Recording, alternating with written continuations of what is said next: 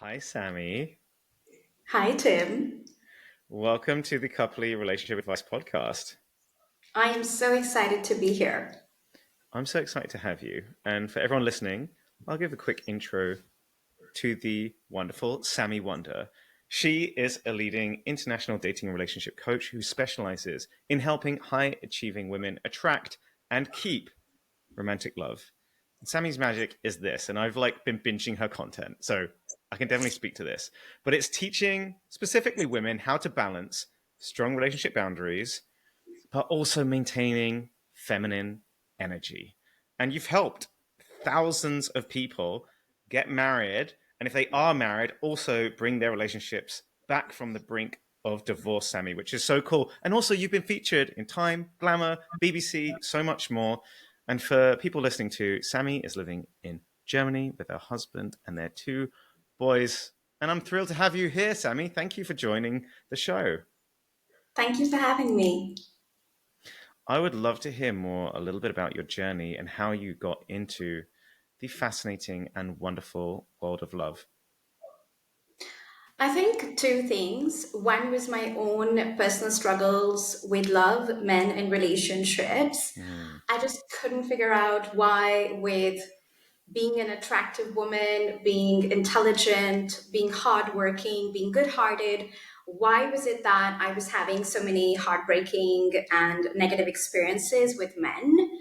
And basically, when a man I thought was the one for me broke my heart, that brought me down to my knees and it made me self reflect and take personal responsibility for being the common denominator in all my failed dating and relationship experiences. And I think there was a difference between judging myself versus taking personal responsibility. So I wasn't judging myself. I wasn't saying I'm the root cause of all the problems that I face. I mean, of course, I dated some men who were not high value as well. But this was about me taking part for the 50% that is my part in the equation. And the things I learned after that heartbreak, for the year that followed, I went on a personal transformation journey. It changed my life, it opened my eyes, and within a year, I was dating wonderful men who were treating me so well. And Chris, my husband, proposed within 9 months, and we've been married for more than 10 years, and we have two beautiful boys. And he's not intimidated by my brains and my success, which is what, today I am teaching my clients all over the world, because I realized I wasn't the only woman who was having these struggles. I was surrounded by women who were intelligent, smart, wonderful human beings, and they were having very similar struggles. So I think my own personal journey was a huge part as to why I made a 180 career switch from being a trained economist and a master's in public policy to becoming a love coach for ambitious women. And I think second was just destiny sort of guiding you and taking you to where you belong, whether you know it or you don't, you like it or you don't. And I remember seeing this advertisement on Facebook saying, "Do you have a message you want to share with the world? And do you know that if you train as a coach, you can have the skills to share it in a professional way?" And I was like, "Yes, I do." And I signed up for that training. I developed my own soulmate attraction and marriage healing process. And ever since then, there's been no looking back. We were a six-figure company in the first year, multi-six in the second, seven in the third. And I've built an eight-figure love coaching brand across 90 countries of the globe today and helped thousands of women experience the joy of love, passion, romance. And I am just so blessed to do what I do. Amazing. I think there's something very cool in the way that you said, look, I'm not beating myself up about this, but I am taking some serious ownership. And I'm going to take some ownership to make sure that I can change my path moving forward. I experienced something very similar in my relationship. When my relationship broke down, I did go through definitely a phase of feeling a little bit sorry for myself, but then I got really curious as to why this happened. Maybe there were things that I needed to learn and changes that I needed to make in myself, which is very similar path, Sami. What are some of the things that you think people overlook about their role in dating dynamics and attracting the right person for them? I think a lot of us go out looking for the perfect partner. We have a checklist. We say, here's what I want. He should earn this much. He should look like this. And I think the approach should be different. The approach should be, am I being the best version of myself? And the idea there is if you show up as, the best version of yourself, then you are going to attract a vibrational match for that. And I think a lot of us abdicate the personal responsibility on that part. We want somebody who is emotionally mature. We want somebody who is taking ownership of their life, their career. But we're not asking ourselves, am I showing up that way myself? And so I think if one were to step out into the world of dating or even within a long term relationship, I think the focus should always be, am I being the partner that my partner would love being with? Am I filled with that love, that respect, that passion for life, that passion for my career? Do I have something interesting to say? What mood am I bringing to the relationship? What mood am I bringing to the date? So my husband always says he got so lucky with me and he won the jackpot. And sometimes I wonder why. And I think it's because I pay so much attention to who I am being in the relationship instead of abdicating that responsibility of my man making me happy. And I think if more of us started to show up this way, where we asked ourselves, what am I bringing to the table, and really worked on that, I think we'll attract great partners and keep great relationships. Do you think there's something specific around this high achieving personality type? Do you think there's specific challenges with people that do tend to go the extra mile, put their hand up for the extra thing, to be ultra aggressive in their careers and really push for the stars? What specific challenges does that personality type have in dating? And especially, why is that different perhaps for men and women? Oh my God, I could talk about this forever. So I think when we're looking at high achievers, we're looking at the top 1 to 3% of the world population. Sometimes when I look at the clientele I work with, top C suite executives and high achieving entrepreneurs, these are really hardworking, ambitious, committed people. They're very disciplined about their goals. But of course, like any gift, you have a shadow side to that gift. Now, that shadow side for women could look like being too much in their masculine energy, which means, when you're in the boss babe and CEO mode, you're planning, you're being logistical, you're taking control, you're the boss, you know what you want, you are the smartest energy in the room. And when you take that energy to your dates and to your marriage or to your relationship, it actually, just like bluntly said, it's a very unpleasant, unattractive energy for a woman to embody, because a masculine man, a man who is embodied in his giving, in his doing, in his planning, in his leading, is going to experience you like a man in spirit. So you could be wearing a beautiful red dress, but you will still be experienced in your energy as a man, as basically being masculine. And that's going to push the right guys away. And these are the guys that you're actually attracted to. So in my case, this was happening so loud and so bold. And I have so much compassion for that version of myself. I didn't know better. I didn't know that there was anything like polarity in romantic relationships. I didn't know that there was anything like me embodying my feminine versus my masculine. And of course, once I understood that, it brought around a complete 180 transformation. So I would say masculine energy embodiment is a big one for high achievers. Another challenge for high achievers is just finding a vibrational match. I mean, look at the sample size we're dealing with. If you were to look at the population of Germany and you would say, Sami, Wunder, is a multi seven figure entrepreneur, I'm already in the top 1,000 people of the country. Now, of course, the top 100 is the billionaires, and I'm nowhere there, but I'm already dealing with a pool. If I wanted a man who is a vibrational match for me, I mean, what kind of a small pool am I dealing with? And this is not just my reality, this is the reality of many of the women I work with, which is, I've achieved so much, I am so capable, and now I'm looking for somebody who is even more capable and has achieved even more. So I think the right matching, networking, being in the right places, moving among the right people, networks is so important for this kind of woman. Now, for the men who are high achievers, I think it takes a very different and interesting turn. I think most of these men are ambitious and they're very embodied in their masculine.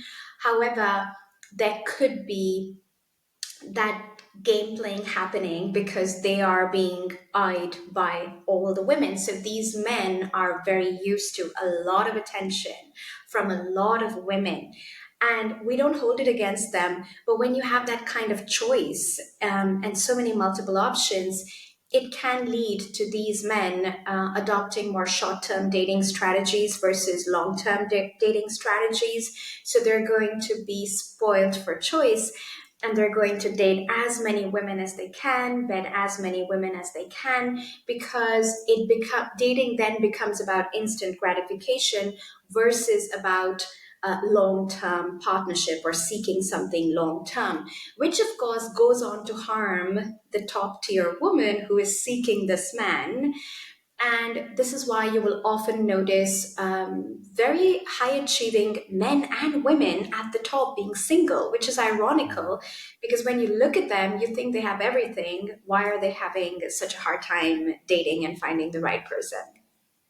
Can you talk more about what masculine and feminine energy is and how it doesn't necessarily need to be tied to your sex or gender? Because I think for some of the people listening here today, this might be the first time that they've heard of this whole concept. Absolutely. So this was game changing for me to learn about. And I think where I would love to start is just helping people understand that your romantic relationships are not like your other relationships. Romantic relationships need that sexual spark, they need that romantic tension, that passion, and that stems from the presence of polar opposite energies in a romantic connection. Which means if I am showing up in my feminine, and I'll talk about what it is in just a moment, then I'm going to be sexually more responsive and attracted to a man who is embodied in his masculine. And the same for an embodied masculine man. So we need the presence of polar opposite energies in order for there to be a romantic and sexual spark and tension. Now, if you did not have this, let's say you had masculine and masculine energy together, which happens a lot when two high achievers come together. Both are in trying to be in control, both are fighting for the leadership. Then you just have a scenario where there's a lot of power struggle and headbutting because there's no clear leadership happening. Now, you could also have a scenario where two feminine energy embodied individuals come together. They're both relaxed in their being, they both allow themselves to be led. And in that kind of equation, again, there will be connection and oxytocin, but nothing will get done because you don't have a masculine leadership partner in the relationship. Now, having understood this, I think it's very important to understand that masculine and feminine are not sexist terms. Both men and women have both masculine and feminine energy. And what we're talking about is, for some couples, it does work that the woman is more in her masculine and the man is more in his feminine. That's absolutely all right. So we're not talking about genders here. We're just saying, and we've just seen that men who like to do, give, are ambitious, are successful, make lots of money, they actually want to go home to a softer feminine presence. And women who are in their softer feminine presence love the presence of a masculine energy. And so, what we've seen over the years, and I've been doing this for nearly a decade now, is that my client, even when she is all out in her masculine at work, what she really craves is to go back home to a man who is embodied in his masculine, because she wants to be held and she wants to know that he's got her back. And in terms of what is masculine, what is feminine, so masculine is really that penetrative force in the universe, in nature. When you look at, the sperm running to the egg, the sperm is the masculine force, and the egg is the receiving force of that energy, of that sexual energy. And so when we look at the interaction of men and women, and we look at attraction and romantic relationships, we're also looking at men embodying their masculine, looking like, decisiveness, the ability to take initiative, the ability to call her, text her, the ability to take an emotional risk. The masculine takes the emotional risk because the masculine knows it can be rejected, it can be abandoned, it can, maybe she doesn't respond, maybe she doesn't like him. But the masculine will take that emotional risk for the feminine. And the feminine is really just that being energy, that receiving energy. M for mind, M for masculine. So when a man is, or a woman is very embodied in their masculine, they're going to use their mind a lot. They're going to be a lot in their head. Whereas feminine is more body embodied. It's more in my body, in my emotions, in my feelings. And I have the ability to receive while the masculine has the ability to give. And of course, these are not like black and white concepts. In other words, these are flow concepts where, even in my marriage, I am the girl and I am the feminine embodied partner, but that doesn't mean when my kids come home, I don't have to get into masculine and do the mothering job. So I think sometimes we think it's only about leaning back and relaxing in your feminine. But I think the truth of life is that there is more of a dance and more of a flow. And, when you are in that romantic equation, when you're on a date, you want to be in your feminine. When you are with your husband and, having a tea at the end of the day, you want to be a receiving partner, a listening partner, versus the bulldozing and the, action taking over giving partner. And I think um, I think what's something that's so interesting here is around this idea of the things that you do in your work, or the behaviors that might make you successful in the workplace, won't necessarily make your relationship successful as well. So the things that are going to make you very successful in business, often we see those behaviors and we think, oh, this has actually helped me get very far in my life. I'm now going to apply this to my relationship, and then it doesn't work. In fact, it backfires. Um, that's something that I definitely have seen over and over again in my life and in the people around me as well. I know a lot of lawyers, and they get very stubborn and will start arguing a point and don't want to admit that they're wrong, because legally, if you start admitting culpability, then you're responsible. Your case is over and you're responsible for a lot of fines, and your client's going to be in a lot of trouble. Now take that energy into your relationship, and it's not going to work. It's going to absolutely backfire.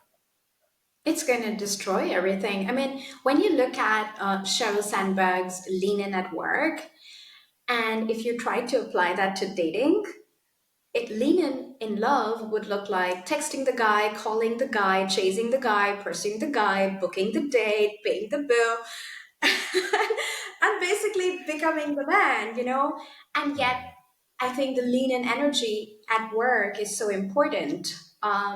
I have to lean in sometimes in business, even though I feel so afraid, if I'm honest, like my feminine being is afraid. What will, like, this feels so jarring. I feel so vulnerable. And still I'm going to get on that stage and I'm going to hold the mic and I'm going to speak to 100 people. I mean, that requires me to like be strong and lean in.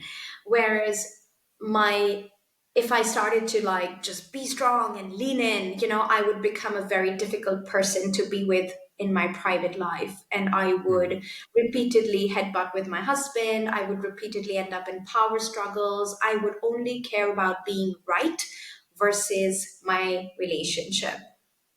And I'm sure there are times as well when we also need to embody different energies. For example, there are going to be times when you talk about when your husband comes home and you're able to lean into your feminine but there's also probably going to be times where you need to unload and your husband needs to be emotionally mature, be asking you the questions, be taking some of the pressure off you, or times when you're not feeling great. But how does that play into the masculine and feminine?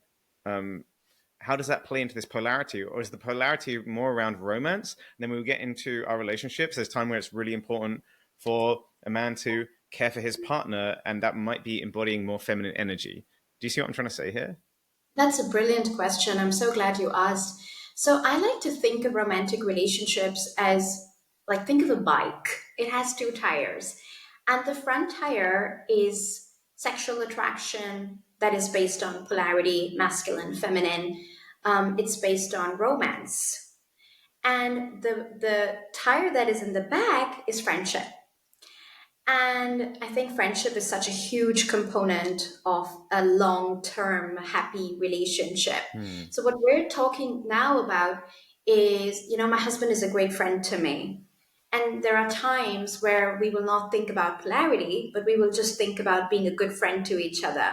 So, Hmm. yes, of course, if I step out and I've had a hard day, or I've had a difficult client that I've dealt with, or, a difficult team situation, I don't care about masculine, feminine in that moment. I just care about somebody who can receive me with love, give me a hug, hear me out. And of course, that calls for emotional maturity on the part of my partner. And it also calls that my partner has done the work to not just be embodied in his masculine, but also be able to access his feminine.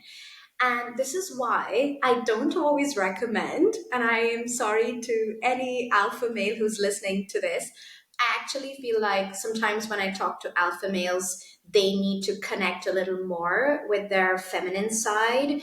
Because if you're just going to go in and just be this dominant alpha, I mean, it's great that you have the amazing car and lots of money in your bank account, but you would have a really hard time being a good friend to your girlfriend or your wife because you just can't seem to relate to her feelings.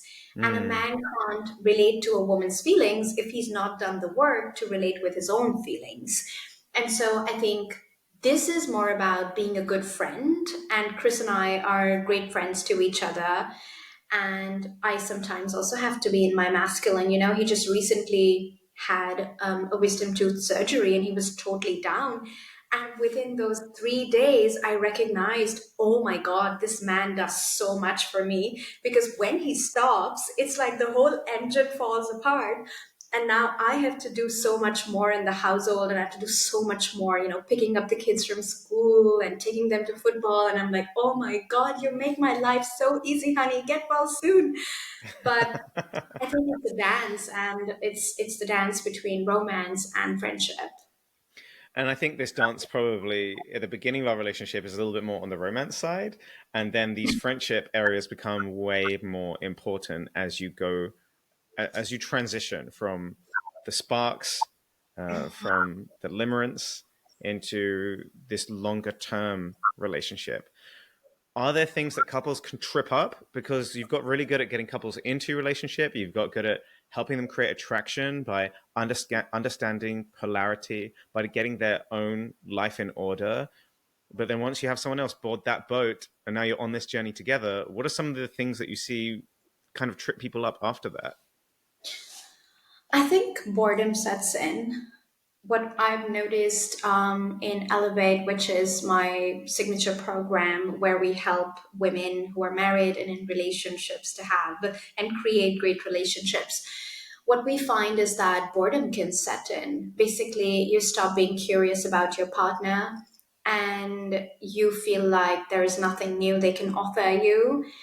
And then a lot of the time, what I find with my clients is that they're not cheating, they're not going out and sleeping around, but there is just a certain level of laxity that sort of starts to show up in the relationship, where she's like, yeah, he's just there, he's nice and he's just there.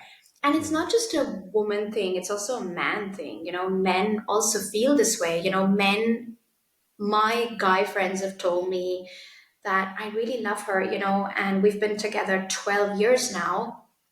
And there's all these memories and there's all these experiences we've created together. But yeah, like the spark is missing. And I Mm. notice other women, I like their energy, I feel bad about it sometimes. So I think this is a very real conversation to be had in long term relationships. And I think not enough people are talking about it. I've had clients who've come and who've told me, I dreamt about my ex. And I was like, so what? It's just a dream. Oh, but in my dream, we made passionate love. Am I like a bad person? And I'm like, no, you're just human.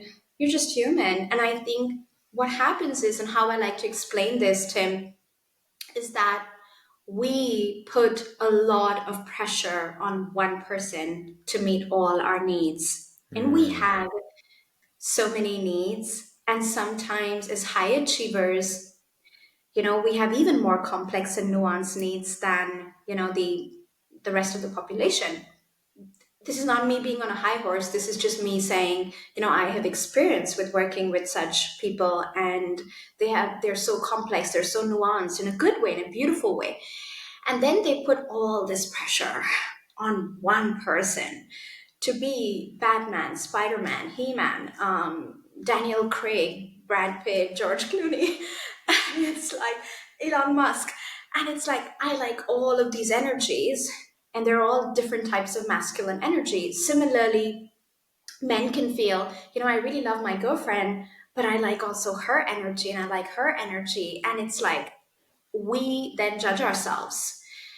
And the truth is, there is a desire for variety. There is a desire. You don't have to cheat on your partner to have these thoughts. These thoughts are emerging because you have these needs. And what I like to tell my clients is that firstly, don't judge yourself. Like, you're human. It's very normal to have these feelings and these thoughts. It's just a thought after all.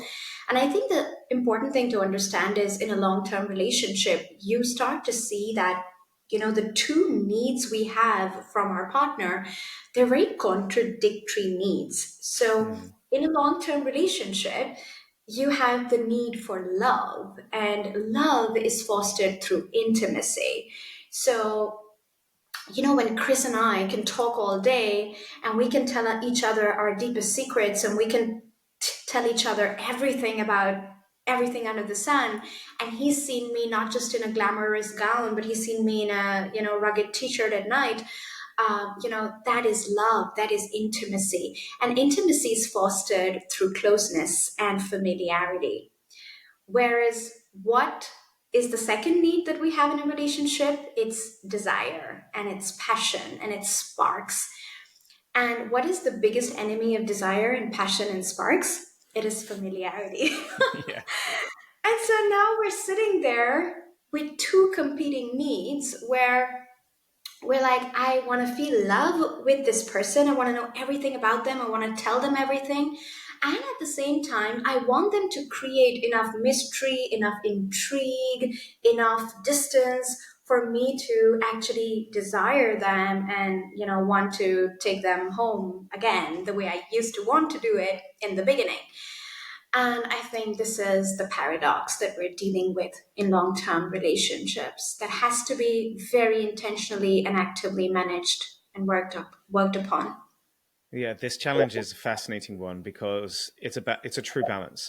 You want the familiarity and you want your partner to be interested in getting to know you, because being with someone who is not interested in you and who isn't trying to explore your world is actually a really horrible feeling. But but you also want that sense of mystery, that sense of polarity, the sense of almost trying to still capture their attention or be captured, and that kind of tension is really interesting and exciting for a relationship, but it's the polar opposite. So how do you get people, what things can you do, what ways can you build this in these longer term relationships to bring that spark back? I think what's really worked for me in my marriage is just being a person outside of my marriage. Yes. And I think never using my marriage as the main source of my joy, the main source of my beauty and the validation, that every woman wants. I never use my marriage as the only source of that. So I have a huge and passionate and exciting life beyond it. And I feel like that makes me a very attractive partner to Chris. Like every single time I travel the world, I go to Mm. London, I go to New York, I live my life. He literally can't stop texting me. And he'll find me if I don't respond on WhatsApp, he'll find me on Instagram. But he'll like keep texting me and he'll watch all my photos. And it's so interesting to watch how that distance from that same person that's like otherwise sleeping with you in a rugged t-shirt every night Hmm. is suddenly like so intriguing. And he's often given me the feedback that when you're living in your zone of passion, you are so sexy and you're so attractive. And I wish that every couple or every person listening to this right now really registers this. It's not really about our partners, it's about us. And it's about us not being codependent on our partnership or our relationship, to ignite the fire within. I think if you have the fire within that you are expressing through other passions, through hobbies, through travels, through your work, I think you become so much more attractive to your partner. So, like, that is like number one, an identity beyond the relationship, which can be very easily lost over time, especially when we're looking at parenting and motherhood. So Mm. I remember when I had my first child, I thought my life was over. I felt like, oh my God, this is so unfair. Chris just looks the same. I look so different, like weight gain, like 6 months in, he was like, honey, you need to go back to the gym. And he said it very lovingly and sweetly, but it was like all this pressure on me. I was breastfeeding a little baby. He would just go to work as normal. I was trying to, build my business. And then also I had like this pressure to get back my body. You gain weight. And I mean, naturally so, you're creating life. But it was like I had no life beyond the baby and work and just being a homie.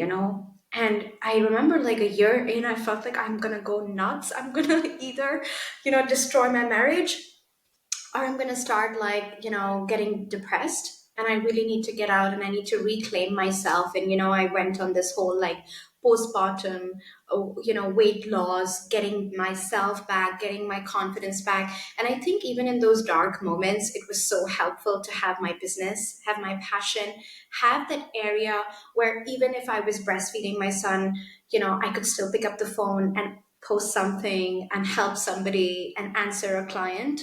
And that actually kept me alive during that time, because otherwise I was becoming so dependent on my husband coming back home giving me attention and not really having that life outside my relationship. So I think that's really important. What is also really important, and this is so interesting, is to not become a partner pleaser Mm. and to always remain authentic to your truth within a relationship, no matter how long you've been together, no matter how much you love them. I think this whole idea that you have to sacrifice what you want or you have to say yes to something you don't want because you love somebody, I think is a very destructive idea that a lot of us carry inside of relationships. Could you And talk more about what examples, for some examples for that? Sorry, Sammy, to interrupt. I'm really curious. yes, absolutely. So, for example,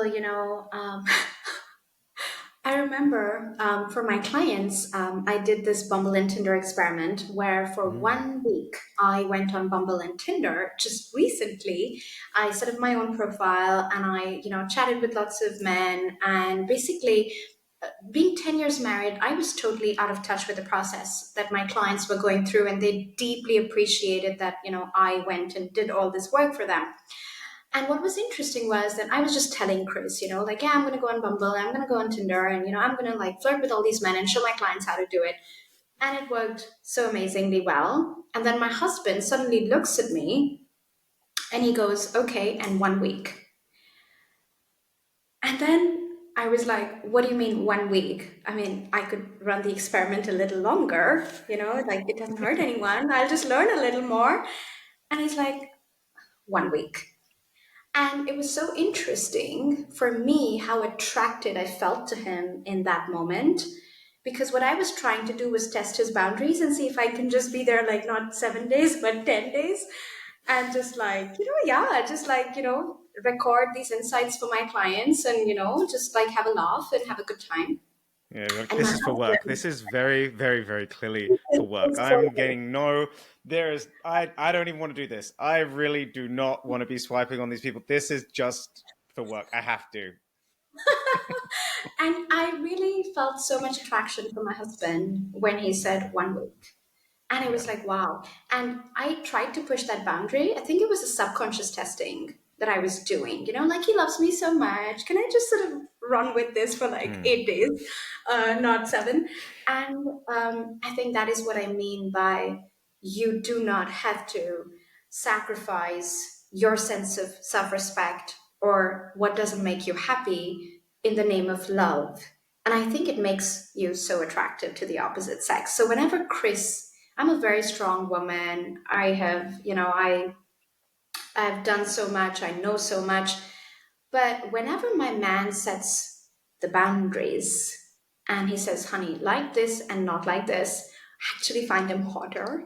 And I think so many men abdicate this part within themselves because they feel like they have to be a yes man in order to Hmm. show their love to their partner.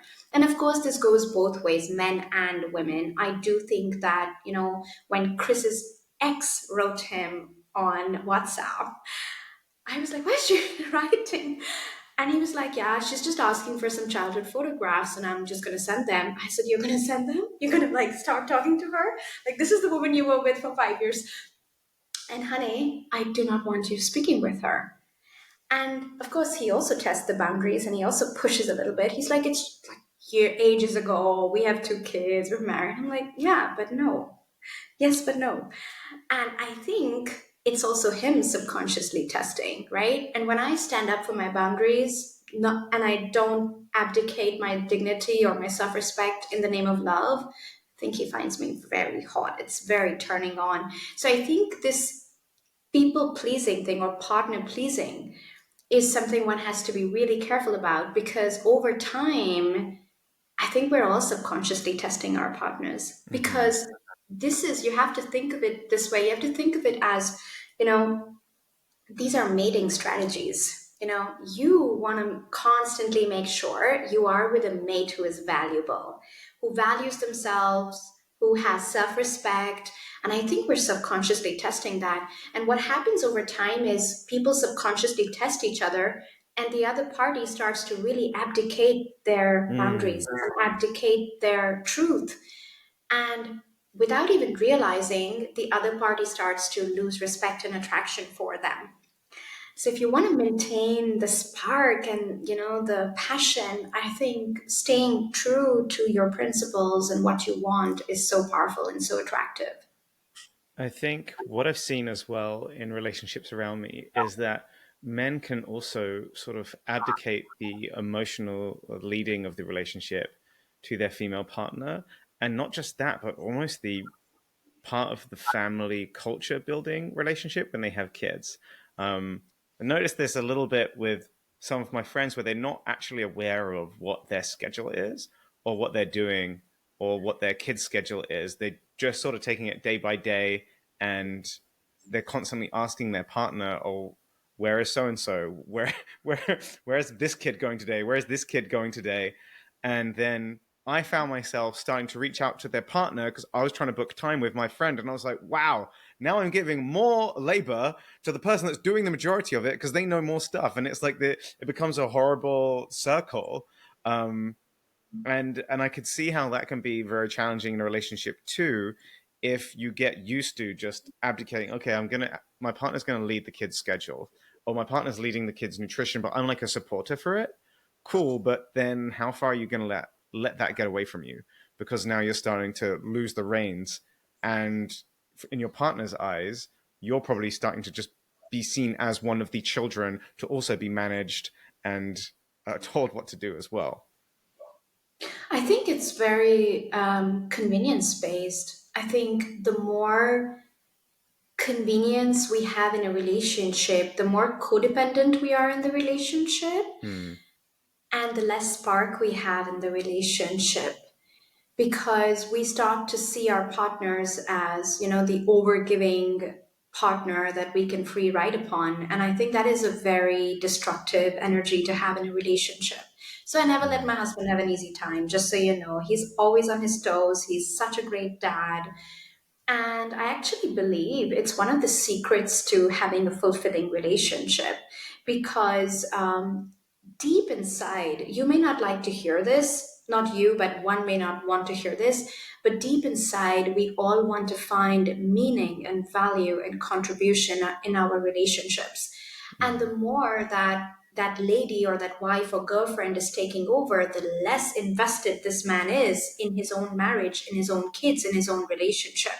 So I really like it that my husband said, I'll put the kids to bed tonight. You have the podcast, and Hmm. then tomorrow it's on you. And of course, I want to again test if I can just give more to him.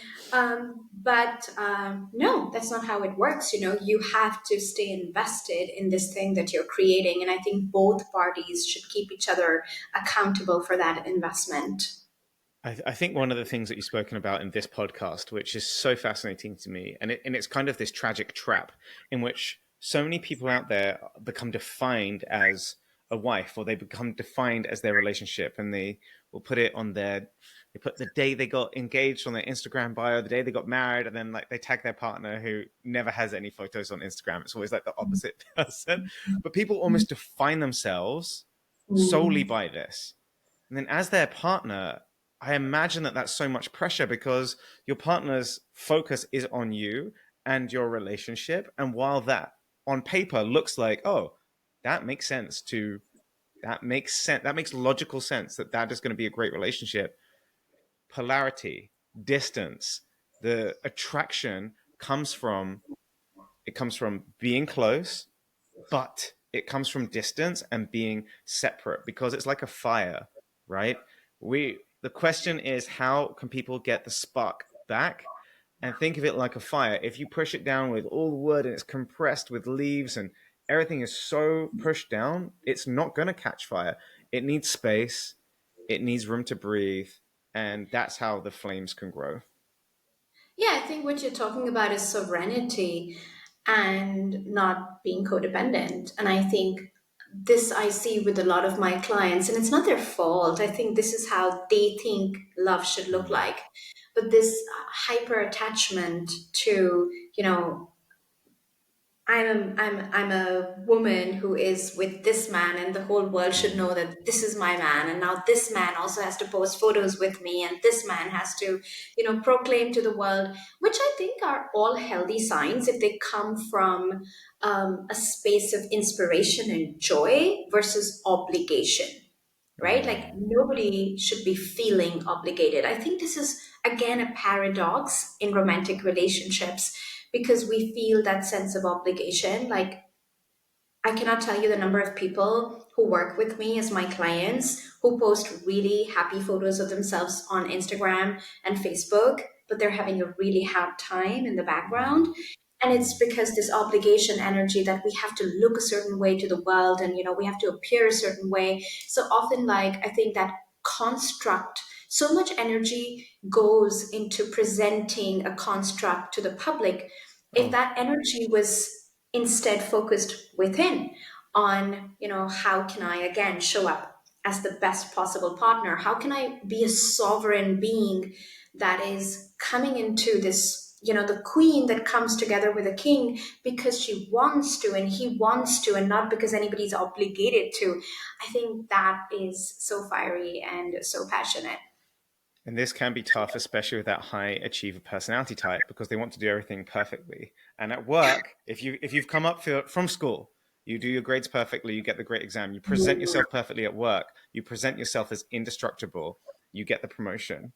You make a plan for something, and then you fulfill that plan, and then you're promoted. You're rewarded for it. And trying to bring that same energy into your relationship, unfortunately, smothers it. And then you end up in this horrible, tragic circle of desperately wanting your relationship to be perfect. So presenting it's perfect. And then that puts more pressure on the relationship. And then there's less desire.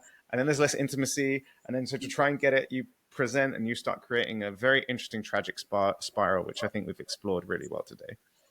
Absolutely. And, what comes to mind is a quick story about a client who, we did the red dress tool with her. And basically, the red dress tool is, stop focusing on your man, stop dissecting and analyzing what he's saying, what he's doing, stop checking your phone if he's texted or not, and put on your red dress and go out and live your life. Wear your red lipstick. And it's so counterintuitive because when we feel like something is off or something is missing in our relationship, all our focus starts to go on the guy. And without even realizing, you are being even more in your masculine because now you are like that laser beam that is so hyper focused on him. And I always say, men have a bad reputation for not being intuitive and not feeling feelings. But my experience tells me the opposite. My experience tells me men can really feel your energy. So if you are that laser beam and you're highly focused on him, and you're highly focused on changing the relationship or making the relationship work, it actually backfires and makes him want to work lesser and lesser on the relationship because there's literally no gap. There is no gap. There is no room for him to work on the relationship because you've got the oars and you're rowing the boat and you want to make it work. And so the red dress is about stopping being the laser beam and starting to be the lighthouse. That woman that he first fell in love with a life of her own, with a passion of her own. And that creates that gap that then the masculine can come in and fill. I've literally had a client tell me in Elevate that her boyfriend said, I just wish sometimes you wouldn't want to work so hard on our relationship. And she was like, what? And he said, yes, it actually turns me off that you're so obsessed with our relationship and you're constantly wondering what I'm saying, what I'm doing. And, just leave me, like, give me some space, give me some distance. And I think this can feel so counterintuitive because women say, in Elevate, we are working on the relationship. But I'm telling them, you are working on the relationship, but you're working on the relationship by not working on the relationship. You're working on the relationship by working on yourself. You're working on the relationship by going back into your gorgeous feminine energy that is just naturally attractive if you could just allow it to flow through you versus putting all this attention and focus on the man. Incredible. Sami, where can people find more about you? I am all over the internet. Please come find me. You just have to spell my name right. SamiWunder, Sami Wunder. So it's the Wunder in German for wonder. And you can come book a call with us if you'd like our support with acing polarity and masculine feminine in your relationship. And you can follow me on Instagram at Sami Wunder Coach and Sami Wunder Official. And just say hi and let me know you found me through the conversation with Tim. I will have all of Sami's details below in the podcast notes. Guys, if you've been listening to this and you enjoyed it, please like and subscribe. Subscribe to this podcast. We're putting it on for you, bringing amazing guests like Sami here for you, trying to get these pearls of wisdom to help you build an incredible relationship that will last forever. So please do give the podcast a subscribe. If you can drop us a review. If you could drop us a review, it would mean the absolute world. But I just want to say to Sami, thank you so much. I have loved this conversation. I love your take on things. I've enjoyed your YouTube videos so much, and I've learned a ton both through your YouTube, through your Instagram, and from talking to you here today. So I really appreciate you coming out. Thank you so much. And I will make sure to write a review. Thank you, Sami. Cheers. Cheers.